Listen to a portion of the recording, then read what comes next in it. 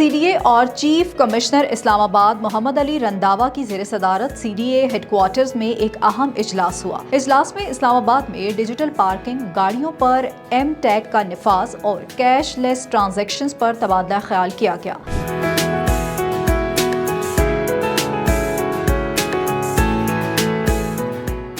اسلام آباد میں داخل ہونے والی تمام گاڑیوں پر ایم ٹیگ لگانا لازمی ہوگا۔ ایم ٹیگ کے بغیر کسی بھی گاڑی کو اسلام آباد میں داخلے کی اجازت نہیں دی جائے گی۔ اس کے علاوہ ڈیجیٹل پارکنگ کا نفاذ عمل میں لایا جائے گا۔